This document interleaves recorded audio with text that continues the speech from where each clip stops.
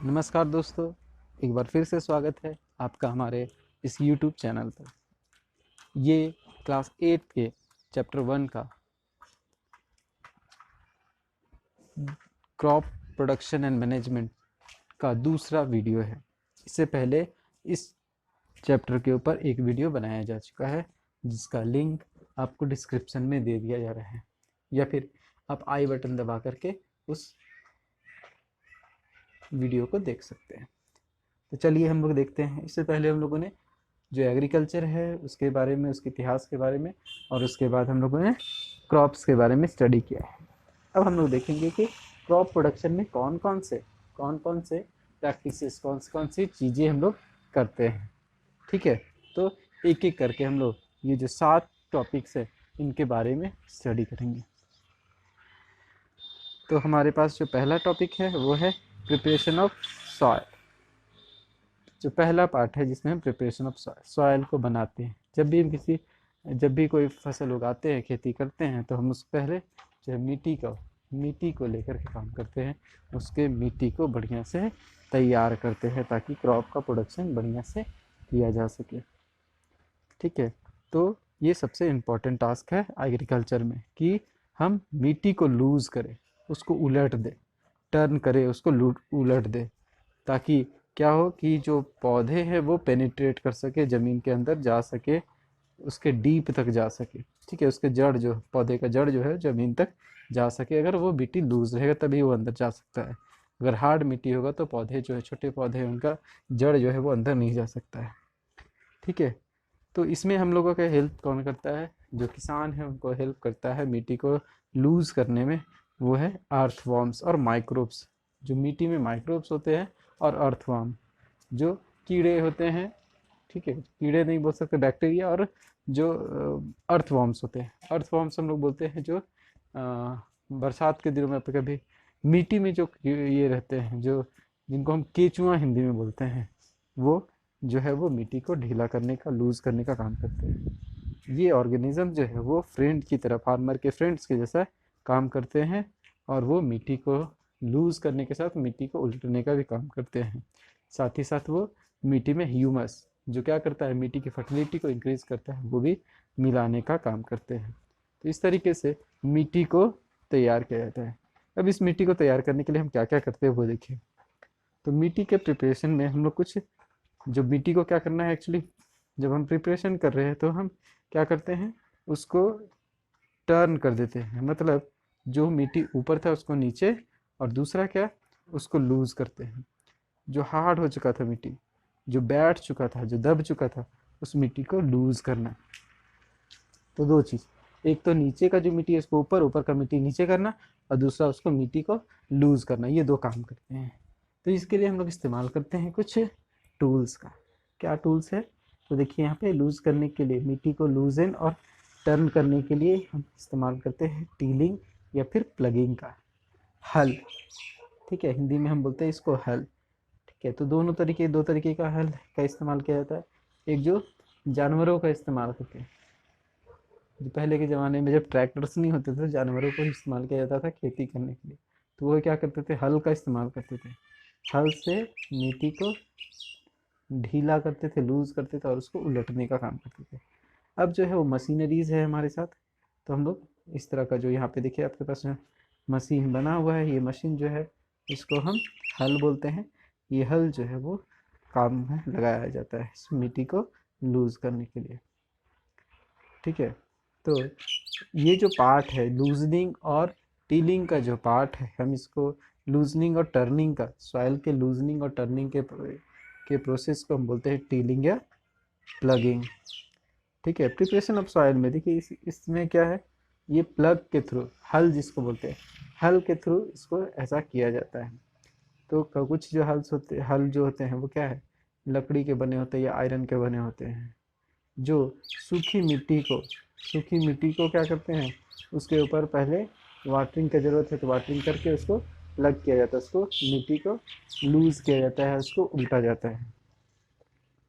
ठीक है, इसके बाद यहाँ पे एक चीज़ और जो है इम्पोर्टेंट टर्म है जो आपको ध्यान में रखना चाहिए, तो वो है क्या, क्रम्स। क्रम्स क्या है? तो जब हम मिट्टी को जो हल्का करने के लिए हल जब चलाया जाता है तो कुछ ऐसे मिट्टी के टुकड़े होते हैं जो बड़े होते हैं। तो जो बड़े टुकड़े हैं मिट्टी के, जो बड़े टुकड़े, मान लीजिए हम मिट्टी को कोड़ रहे हैं, कोड़े तो कुछ ऐसे बड़े बड़े टुकड़े आ जाएंगे वहाँ पे, कोड़ते समय वो टुकड़े जो है वो बड़े होंगे। तो उन टुकड़े को, जो बड़े टुकड़े हैं, उनको बोलते हैं हम लोग क्रम्स। क्या बोलते हैं? Crumbs, CRUMBS, crumbs. तो ये ज़रूरी होता है कि उन क्रम्स को हम तोड़ दें।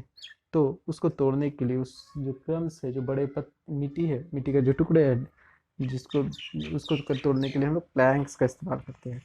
ठीक है, प्लैंक्स का इस्तेमाल करते हैं और उसको तोड़ते हैं। ठीक है, तो इस तरीके से क्या है, मिट्टी को बनाने का काम करते हैं। तो देखिए यहाँ पे कुछ इम्प्लीमेंट्स दिए हुए आपको कि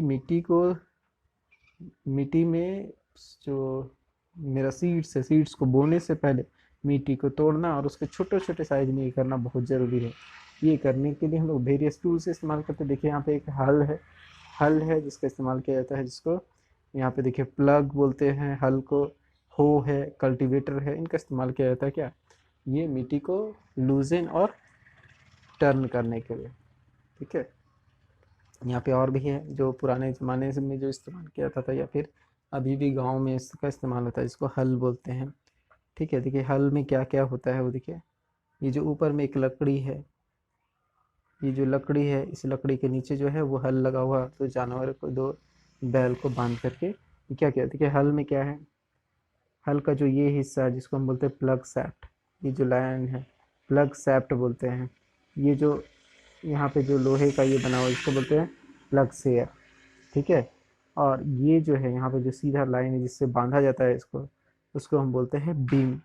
तो ये जो है यहाँ पे हल जो है जिसका इस्तेमाल किया जाता है, क्या? प्लगिंग के लिए। ठीक है, जुताई के लिए, इसको हिंदी में हल बोलते हैं। ठीक है, प्लग, प्लग क्या है, बहुत ही पुराने ज़माने से इसका इस्तेमाल किया जा रहा है, क्या करने के लिए? टीलिंग के लिए और फर्टिलाइज़र को ऐड करने के लिए। इसके अलावा ये जो ये वीड्स है, जो सॉइल स्क्रैप है, इनको हटाने के लिए भी इसका इस्तेमाल किया जाता है। ठीक है, तो आप आसानी से यहाँ देख सकते हैं। इसके अलावा यहाँ पे और इसके स्ट्रक्चर के बारे में है कि इसके ये जो है ये स्ट्रॉन्ग ट्रायंगुलर शेप का आयरन स्ट्रिप यूज़ करता है, इसको प्लग सेयर बोलते हैं। देखिए यहाँ पे फिगर में आपको देखने को मिल सकता है। ठीक है, तो मेन पार्ट जो है वो लंबा लकड़ी जो है उसको हम बोलते हैं प्लग सैफ्ट। फिगर में आप देख सकते हैं, इसको प्लग सैफ्ट बोलते हैं।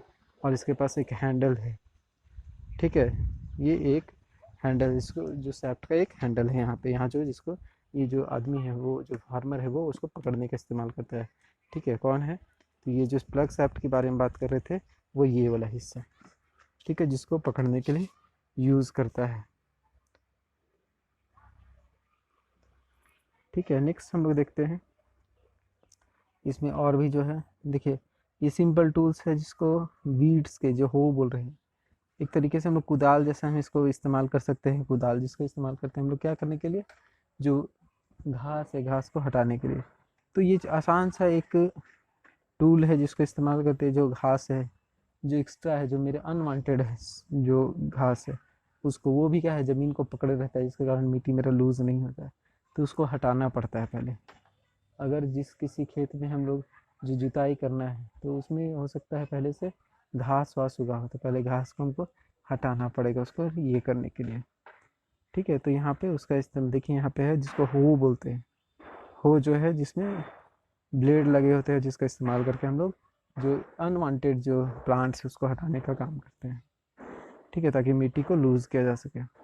इसके अलावा क्या है, कल्टीवेटर है। आजकल जो है वो ट्रैक्टर्स का इस्तेमाल किया जाता है, ताकि हम क्या कर सकते हैं, अपने जो ये है लेबर है उसको सेव कर सके, और समय भी, लेबर और समय को बचाने के लिए हम लोग क्या है, कल्टीवेटर्स का इस्तेमाल करते हैं। ठीक है, तो इस तरीके से जो है कुछ इम्प्लीमेंट्स है हमारे पास जिसका यूज़ करते हैं क्या करने के लिए, हम लोग मिट्टी के प्रिपरेशन के लिए, सॉइल के प्रिपरेशन के लिए। अब इसके बाद जो दूसरा टॉपिक है यहाँ पे क्या है, यहाँ है सोइंग। सोइंग क्या है, तो ये दूसरा हिस्सा है।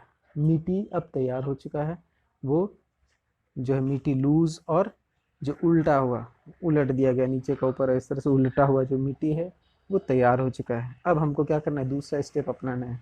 दूसरा स्टेप क्या है, तो वो है सोइंग। सोइंग में क्या है, ये क्रॉप प्रोडक्शन का बहुत ही इम्पोर्टेंट पार्ट है। तो जो दाने को, जिस सीड्स को हम सोइंग करेंगे, मतलब जिसको हम बोएंगे, लगाएंगे, उनको पहले हमको ये चेक कर लेना पड़ेगा कि वो बढ़िया क्वालिटी का है कि नहीं। अगर वो बढ़िया क्वालिटी का नहीं होगा तो मेरा फसल ठीक नहीं होगा।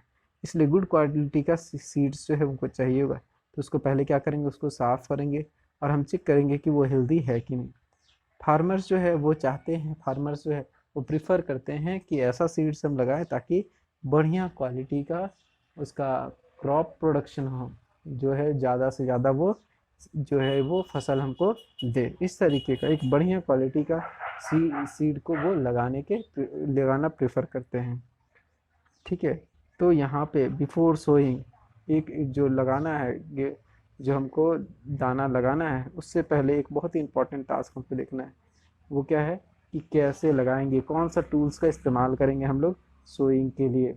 ठीक है, तो वो हम सोइंग के टूल्स के बारे में अब देखते हैं।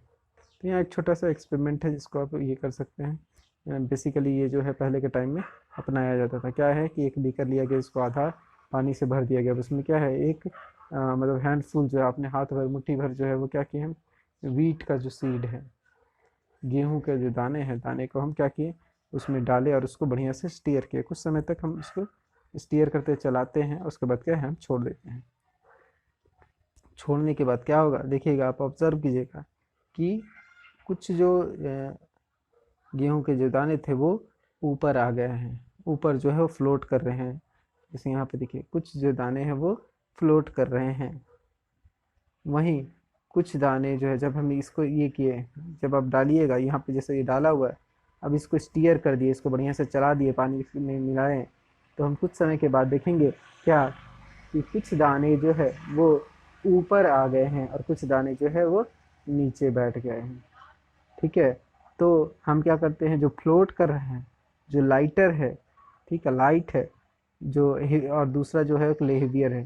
तो जो लाइटर है वो क्या है, वो ऊपर रहेगा, और जो डैमेज, लाइटर होने का मतलब क्या है कि वो डैमेज है, खराब है। जो खराब दाने हैं वो हल्के हो जाते हैं और वो क्या है, ऊपर आ जाते हैं। ठीक है, और हम क्या करते हैं, ऊपर से इसको छान लेते हैं, और फिर जो डूब गए थे, जो जो दाना जो है डूब गया था, वो डूबा हुआ दाना जो है वो बढ़िया दाना होगा। तो पहले के टाइम में जब लोग दुकानों में जब बेहतर जो हाई वेराइटी के ईल्ड जो वाले सीड्स जो नहीं पाए जाते थे, तो पहले क्या होता था कि जो पुराने दाने हैं उन्हीं को इस्तेमाल किया जाता था। पिछले साल का जो गेहूँ, जो धान का ये था, जो दाना होता था, उसी को अगले साल जो है वो लगाया जाता था। तो वहाँ पे जो है वो जो फसल है वो बढ़िया नहीं होता था। तो उस केस में वो लोग यही इस्तेमाल करते थे, जो खराब दाने होते थे उनको छान कर अलग कर दिया जाता था, जो बढ़िया दाना उसी को लगाया जाता था। लेकिन अब जो है वो अच्छे क्वालिटी के सीड्स जो है वो बाजार में मिलते हैं, तो वो आप इस्तेमाल किया जाता है। तो ये था एक एक्सपेरिमेंट जिसके जिसके थ्रू हम क्या कर सकते हैं, खराब सीड्स और अच्छे सीड्स को अलग कर सकते हैं। अब एक देखते हैं कि क्या क्या तरीके अपनाए जाते हैं, क्या क्या टूल्स अपनाए जाते हैं सोइंग के लिए। ठीक है, तो ट्रेडिशनल टूल्स क्या है, तो ट्रेडिशनली जो टूल्स है वो एक फनेल शेप का होता है। देखिए यहाँ पे, ये जो किसान है, किसान के पास जो है वो एक फनेल शेप का ये फनेल शेप का दिखेगा कि यहाँ पे एक स्ट्रक्चर है। वो इसी स्ट्रक्चर को इस्तेमाल करते हैं क्या करने के लिए, बोने के लिए। ठीक है, क्या बोने के लिए, तो जो सीड्स है उसको लगाने के लिए। वो सीड्स में, वो जो फनेल है उसमें सीड्स को गिराते हैं, और जो प्लग है वो आगे बढ़ता चला जाता है, और धीरे धीरे करके बराबर हिस्से, बराबर दूरी पर जो है वो दाने लगते चले जाते हैं। ठीक है, तो ये एक ट्रेडिशनल टूल है। इसके अलावा जो है सीड ड्रिल्स इस्तेमाल किया गया। ठीक है, आज के ज़माने में जो है सीड ड्रिल्स का इस्तेमाल किया जाता है, जो ट्रैक्टर में लगे होते हैं। ये टूल्स क्या करता है, वो बहुत ही यूनिफॉर्म फॉर्म में, बराबर बराबर दूरी पे जो है वो दाने को, और एक बराबर डेप्थ में, गहराई में जो है वो दाने को लगाता है। जिसके कारण क्या है कि हम इंश्योर हो जाते हैं कि जो दाना है वो बढ़िया से मिट्टी से कवर हो चुका है। ये क्या करता है, अगर मिट्टी से अगर दाना बढ़िया से कवर हो जाता है, तो ये हमको जो बेसिकली जब ये होता है जब हम दाने को लगाते हैं, फार्मर्स जो है वो दाने को फील्ड में जब छोड़ते हैं, तो क्या है कि ये जो बर्ड्स है, वो बर्ड्स क्या है उसको चुनना शुरू करते हैं, उसको खाने लगते हैं। ठीक है, बर्ड्स के लिए खाने का इंतजाम हो जाता है। तो ये ज़रूरी है कि वो जो सीड्स है, वो सीड्स जो है वो मिट्टी से कवर हो जाए। तो ये कवर करने के लिए हम लोग सीड ड्रिल्स का इस्तेमाल करते हैं।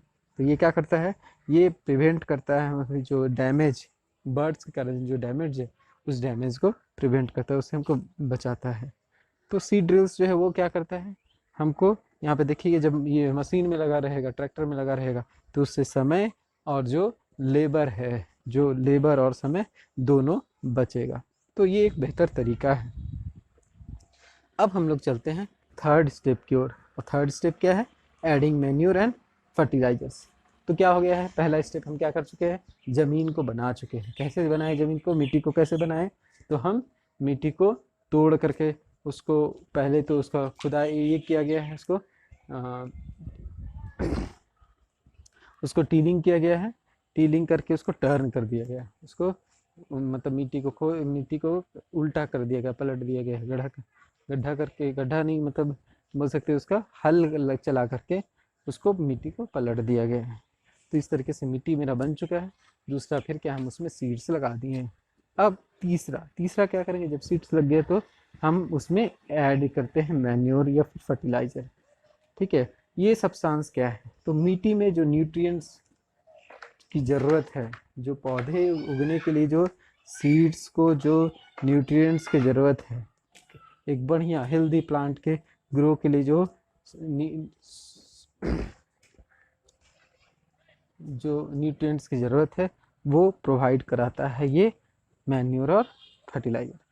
तो ऐसे सब्सटेंस जो मिट्टी में ऐड करने पर मिट्टी में ऐड करने पर मिट्टी को न्यूट्रिएंट्स देता है, ताकि जो पौधा है वो हेल्दी पौधा ग्रो कर सके, उनको हम बोलते हैं मैन्योर एंड फर्टिलाइजर्स। ठीक है, ये क्या करते हैं, मिट्टी को मिनरल न्यूट्रिएंट्स सप्लाई करते हैं। ठीक है, ये मैन्योर क्या करता है, मैन्योर जो है मिट्टी को न्यूट्रिएंट्स और मिनरल सप्लाई करता है। ठीक है, ये न्यूट्रिएंट्स जो है वो बहुत ही ज़रूरी होते हैं प्लांट्स के ग्रोथ के लिए। ठीक है, और ये तेज़ी से जो है वो ग्रो कर सकता है। बहुत सारे ऐसे जो मिट्टी, जो कुछ पौधे जो है वो कमज़ोर पौधे थे, उनको भी अगर न्यूट्रिएंट्स मिल जाता है तो वो आसानी से ग्रो कर पाते हैं। ठीक है, तो यहाँ पे हम देखते हैं क्या है कि फार्मर जो है वो ऐड करते हैं मैन्योर। अब यहाँ पे देखिए दो चीज़ें, एक मैन्योर है और दूसरा जो है हम बोल रहे हैं क्या कि वो है फर्टिलाइज़र।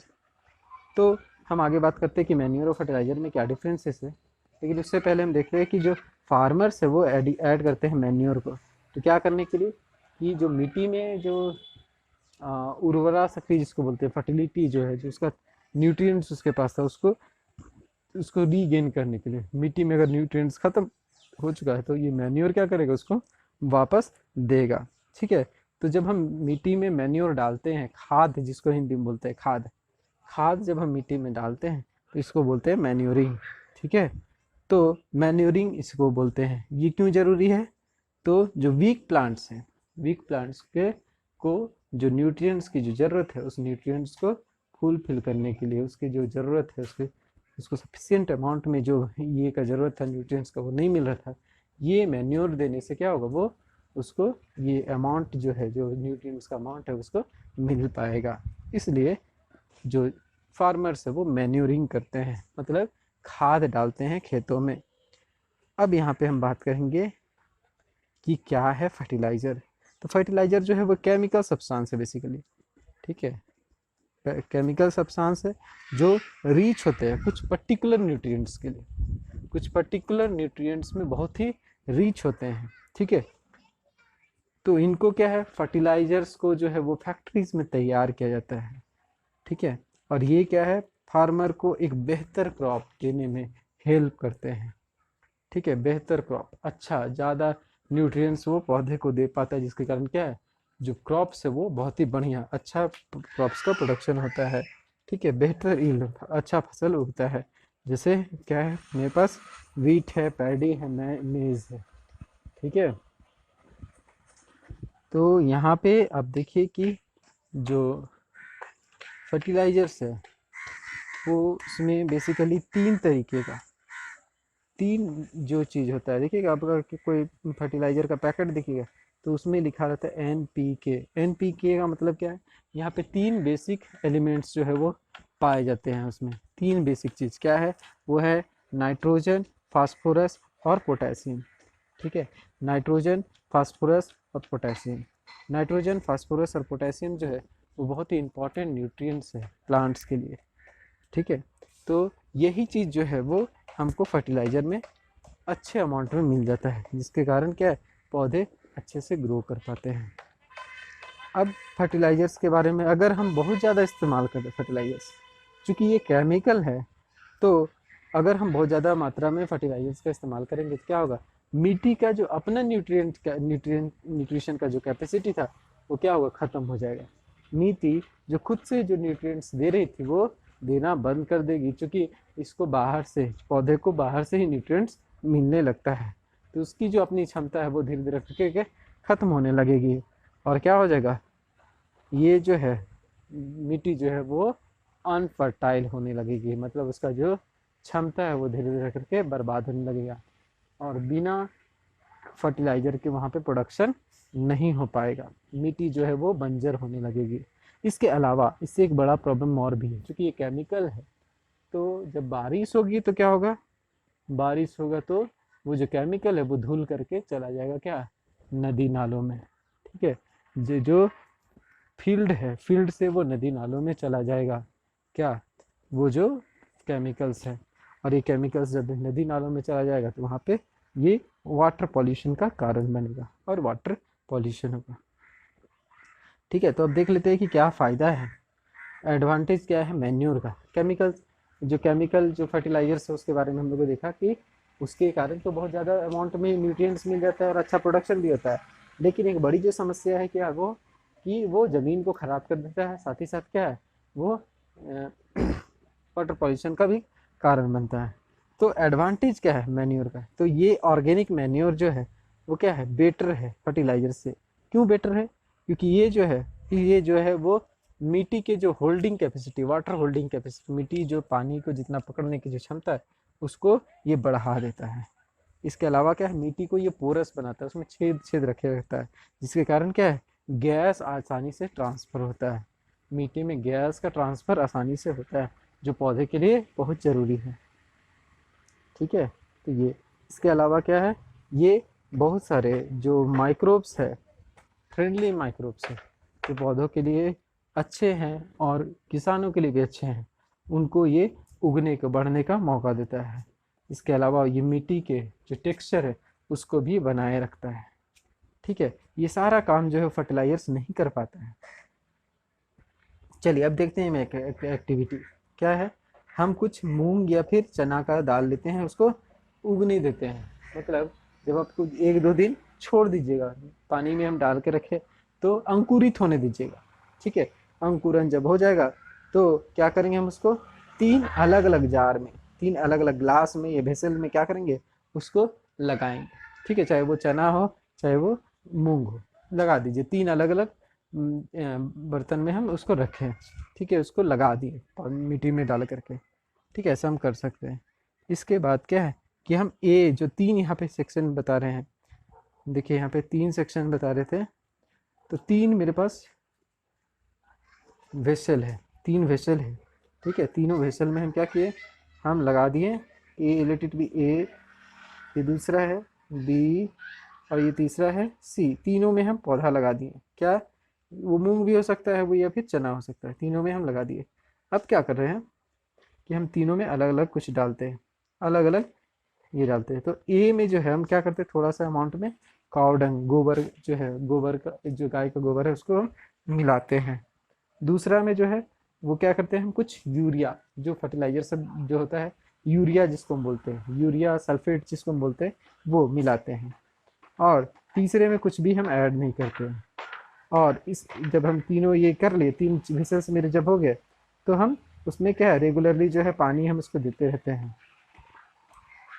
ठीक है, तो 7 से 10 दिन के बाद वो जो सीडलिंग्स है, मतलब जो अंकुरित है उसमें 7 दिन से 10 दिन के बीच में हम देखते हैं, क्या देखते हैं, तो ऑब्जर्व कीजिएगा कि जो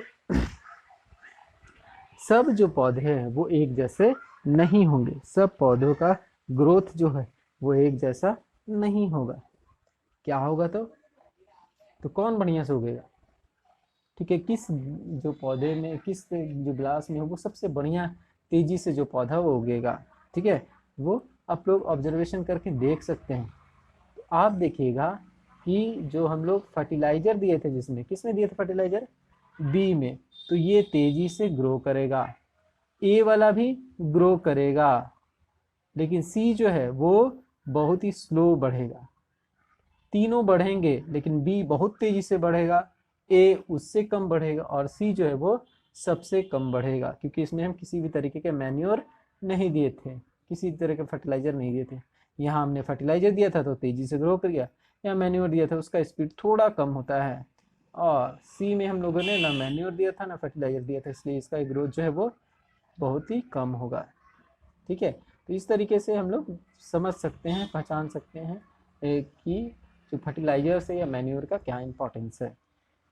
अब यहाँ पे आपके बीच में डिफरेंस है मैन्योर और फर्टिलाइजर्स के बीच में। तो फर्टिलाइजर क्या है, एक ऑर्गेनिक सॉल्ट है, मैन्योर क्या है, ये जो है वो नेचुरल है, तो क्या बना हुआ, डिकम्पोजिशन ऑफ काव, गाय का जो गोबर है, जो ह्यूमन वेस्ट है, हम लोग का जो, हम लोग जो बहुत सारा कचरा हमारे घर से जो निकलता है, वो प्लांट के जो रेसिड्यूज हैं, इन सब को जब सड़ने के लिए छोड़ दिया जाता है तो वो क्या है, वो खाद बन जाता है, ठीक है। तो खाद जो है वो क्या है, वो सड़ा गला चीज़ों से बना हुआ है। दूसरा क्या डिफरेंस है, तो ये जो है फैक्ट्रीज में बनता है, फर्टिलाइजर जो है फैक्ट्रीज में बनता है, जबकि जो मैन्योर है वो क्या फील्ड्स में बनता है, हम सड़ा गला चीज़ को क्या है वो छोड़ देते हैं खेतों में और उसी से वो बनता है। फर्टिलाइजर्स के पास ह्यूमस नहीं होता है, वो ह्यूमस प्रोवाइड नहीं करता। अभी हम थोड़ी देर पहले ह्यूमस बोले, ह्यूमस क्या है, तो जो मिट्टी की फर्टिलिटी को इंक्रीज करता है, ये कैपेसिटी किसके पास होता है, ये मैन्योर के पास होता है, ठीक है। उसके बाद क्या है, चौथा जो डिफरेंस है, फर्टिलाइजर्स जो है बहुत ही रिच होते हैं न्यूट्रिएंट्स में, कौन से, NPK जो मैंने कहा था, नाइट्रोजन फास्फोरस और पोटेशियम, इसमें जो है बहुत ही ज़्यादा मजबूत होता है, इसके कारण पौधे को जो ज़रूरत का चीज़ है वो आसानी से मिल जाता है और तेज़ी से ग्रो करता है, इस केस में तेज़ी से ग्रो करता है, जबकि इस केस में उस मुकाबले थोड़ा कम होता है, ठीक है। मैन्योर रिलेटिवली जो है वो रीच कम होता है, न्यूट्रिएंट्स के मामले में वो थोड़ा सा कम रीच होता है, ठीक है। सो ये हमारा पहला जो 3 प्रैक्टिसेस है, इन प्रैक्टिसेस के बारे में हम लोगों ने बात किया। आगे जो है वो हम लोग नेक्स्ट वीडियो में देखेंगे, ठीक है। तो जो इस चैप्टर का जो आपको अगर नोट्स चाहिए होगा तो डिस्क्रिप्शन में जो है वो नोट्स डाला गया है, आप लिंक को क्लिक कीजिए और आप डाउनलोड कीजिए इसका नोट्स और आराम से पढ़िए, ठीक है। धन्यवाद।